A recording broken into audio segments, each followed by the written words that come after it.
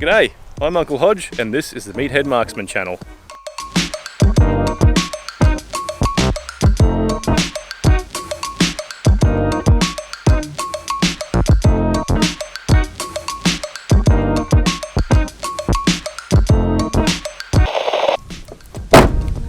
Back on the range again, good times. It is another horrendously windy autumn day out here in sunny Queensland. Aside from that, it's very nice though. It seems like the wind is swirling around quite a bit.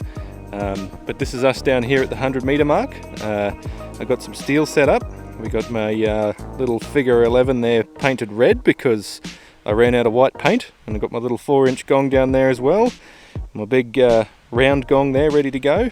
Can of shaving cream, as is our custom, and we're going to start by zeroing on that target over there so that we can get a good idea of what this wind is doing. I specifically mowed a new range, as you can see, got my lawnmower fixed, very nice, and I thought to myself that maybe I could just shoot with the wind at my back, but down here at the impact zone, it's, as you can see, it's blowing a gale anyway, so this is going to be weird. I don't know what's going to happen, but let's go set up. It's so bloody windy, but it is nice and shady here. This is my my new firing mound.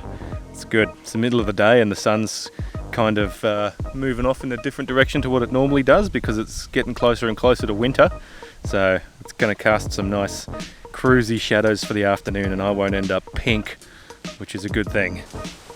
100.05 meters. Minty, let's do it. Alright, here's the setup.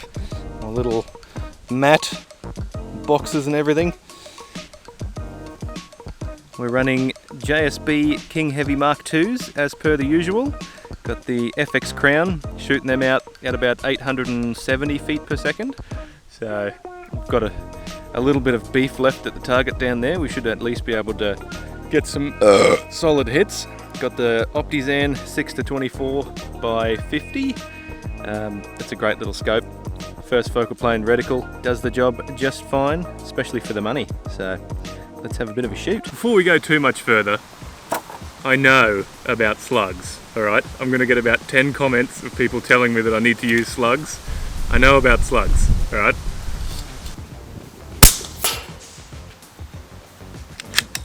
First shot is a cold bore shot. So we'll get that out of the way. And we'll go up 5 mils, 4.9 mils, and hold 0.7. I think with this wind we're looking at least a mil of wind. So we'll go start with 1.5 because we're on a bit of an angle.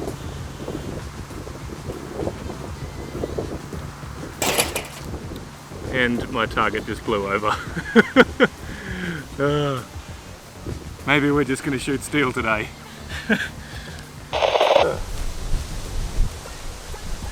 this is ridiculous. What am I even doing here? 2 meters. Alrighty. So I guess we're just shooting steel now because my other target's not going to stay up. So I'm going to try and zero on that big white gong.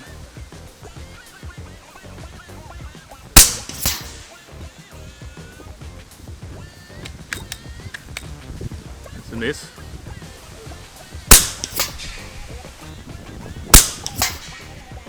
Alright, so 1.5 mils of wind was way too much. I guess we'll go back to zero. See how that goes. There we go. That's what we want to hear. Steel ringing away.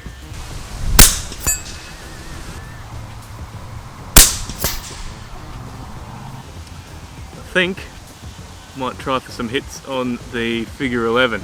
A little bit bigger and it's unmarked, so I'll actually be able to tell what's going on.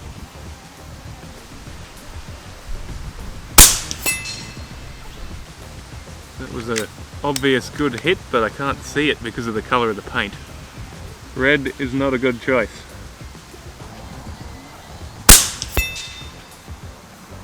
That's a little better. I can see where that one landed.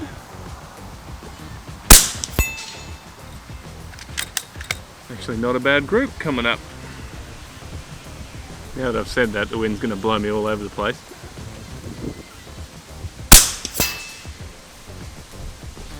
Yep. So that gust of wind blew it completely off target.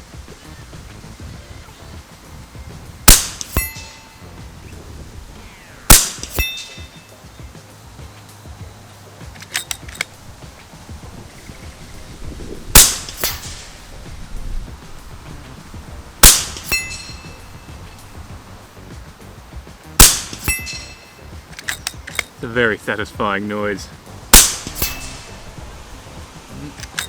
Blowing off by the wind again.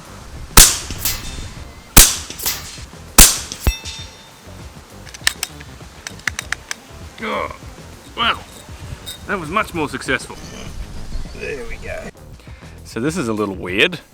It feels like the wind is coming from here going that way, so left to right, but every time I aim off for the wind, it seems like it's just banging off exactly where I'm aiming. So that's a very strange thing. I didn't think that was going to happen down this end, but I suppose anything can happen when it's this windy.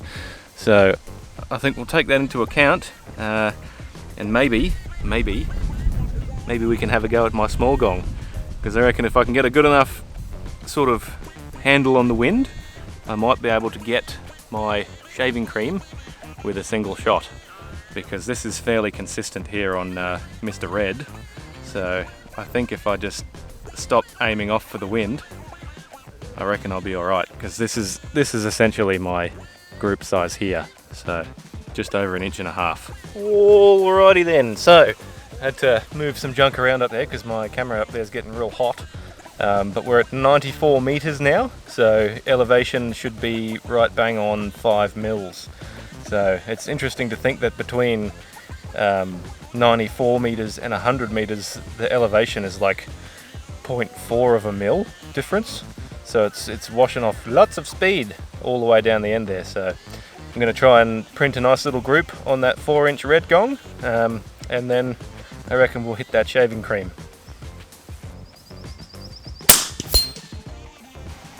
Lovely, lovely. If anything, it seems like it's running off to the left a little bit more than I would have thought, even with no windage. Oh, tell you what a group. Only 2 rounds with the group. Feel like I pulled that one off to the right a little bit.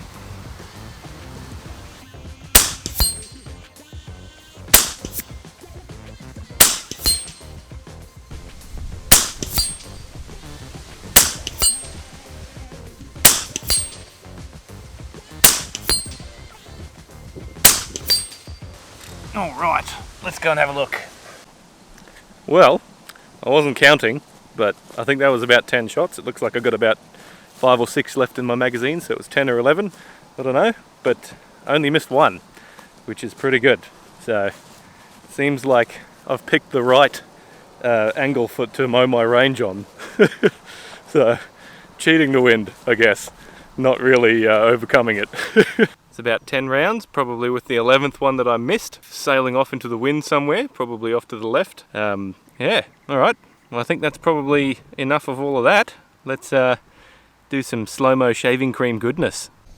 Alright, gotta hustle on back because that super slow motion takes up a lot of memory on that little phone. Will I get it on the first shot? Or will it take 15 minutes like it did last time? Wind's blowing pretty hard, and I've got no idea where this is going to go. Why would you get it on the first shot? Oh! Delightful. 2 shots. So, don't know what happened on that first one, but it was better than the last time. Good, good. Wonderful. Really hope that little camera hasn't run out of batteries yet.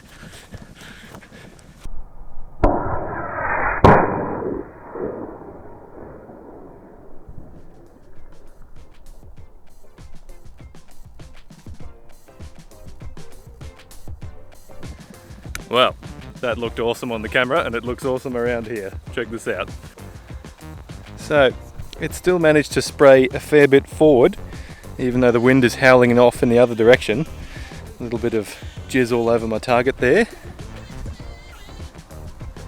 And you can see how far the wind is pushing all this foam. It's floating all the way over here. 1, 2, 3, 4 meters worth of movement coming all the way off the back of that spray can. So, good times. Great times.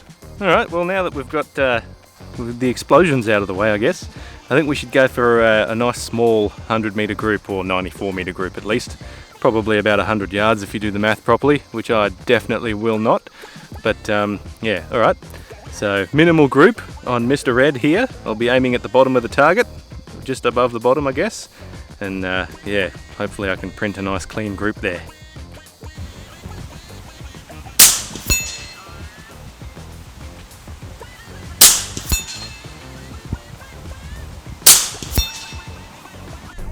Well, I think we were on track for a good group with those first two on the left there, but that one down the bottom's blown out 2 inches to the left and down a bit, so my whole group is probably about 3 inches now.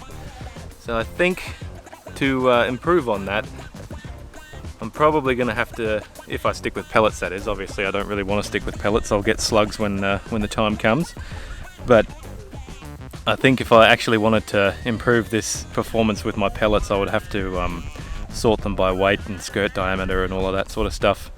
So yes, oh well, still pretty good for a windy old day, shooting at 94 meters with 5 mil of ballistic drop going on. So yeah, not too bad, not too bad. Well, I don't think I'm going to get any better results than that today, so I'm going to pack up and head back up to the house for some lunch and a couple of beers. One thing I always forget to do is return my turrets to 0, so remember that next time you're out on the range. No good starting to wind when you're all the way up at 5 mils already, so wind him back to 0, and that way next time you won't be shooting over your little foxy friend's head.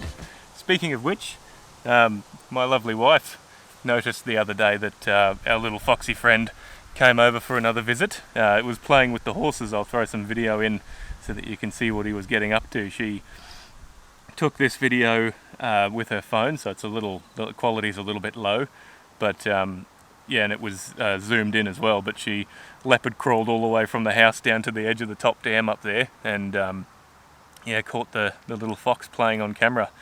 So it's funny when you see something that's so detrimental to the local wildlife and the local livestock that you don't really want to take it out.